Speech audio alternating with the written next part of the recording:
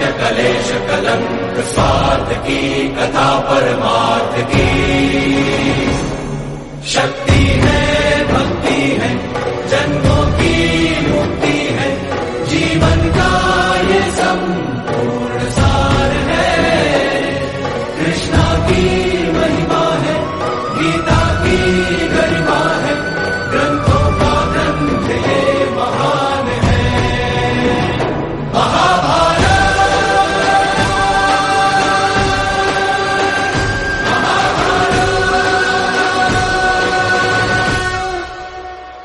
महाभारत का भयंकर युद्ध चल रहा था। लड़ते लड़के अर्जुन रणक्षेत्र से दूर चले गए थे। अर्जुन की अनुपस्थिति में पांडवों को पराजित करने के लिए द्रोणाचार्य ने चक्रव्यूह की रचना की।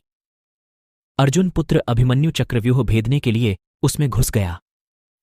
उसने कुशलतापूर्वक चक्रव्यूह के 6 चरण भेद लिए, लेकिन 7वें चरण में उसे दुर्योधन, जयद्रथ आदि 7 महारथियों ने घेर लिया और उस पर टूट पड़े।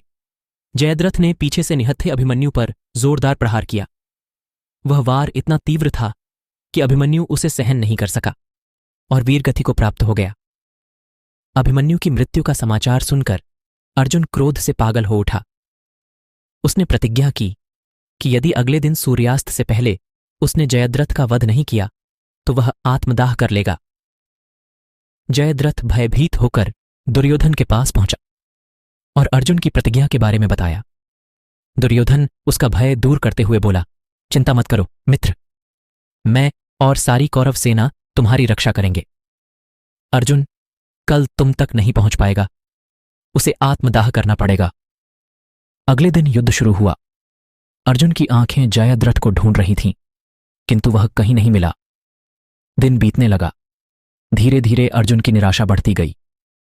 यह देख श्रीकृष्ण बोले, पाठ, समय बीत रहा है और कौरव सेना ने जयद्रथ को रक्षा कवच में घेर रखा है। अतः तुम शीघ्रता से कौरव सेना का संहार करते हुए अपने लक्ष्य की ओर बढ़ो। यह सुनकर अर्जुन का उत्साह बढ़ा और वह जोश से लड़ने लगे। लेकिन जयद्रथ तक पहुंचना मुश्किल था। संध्या होने वाली थी। तब श्रीकृष्ण ने अपनी माया फैला दी।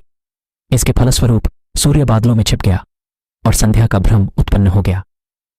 संध्या हो गई है और अब अर्जुन को प्रतिज्ञावश आत्मदाह करना होगा। यह सोचकर जयद्रथ और दुर्योधन खुशी से उछल पड़े। अर्जुन को आत्मदाह करते देखने के लिए जयद्रथ कौरव सेना के आगे आकर अट्टहास करने लगा। जयद्रथ को देखकर श्रीकृष्ण बोले, पार्थ, तुम्हारा शत्रु तुम्हारे सामने खड़ा है। उठाओ अपना गांडीव और वध कर दो इसका। वह देखो, अभी सूर्यास्त नहीं हुआ है। यह कहकर उन्होंने अपनी माया समेट ली। देखते ही देखते सूर्य बादलों से निकल आया। सबकी दृष्टि आसमान की ओर उठ गई। सूर्य अभी भी चमक रहा था। यह देख जयद्रथ और दुर्योधन के पैरों तले जमीन खिसक गई। जयद्रथ भागने को हुआ, लेकिन तब तक अर्जुन ने अपना गांडीव उठा लिया था।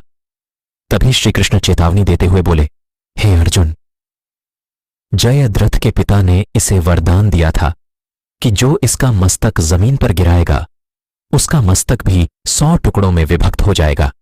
इसलिए यदि इसका सिर जमीन पर गिरा तो तुम्हारे सिर के भी 100 टुकड़े हो जाएंगे। हे पार्थ, उत्तर दिशा में यहां से 100 योजन की दूरी पर जयद्रथ का पिता तप कर रहा है। तुम इसका मस्तक ऐसे काटो कि वह इसके पिता की गोद में जाकर गिरे।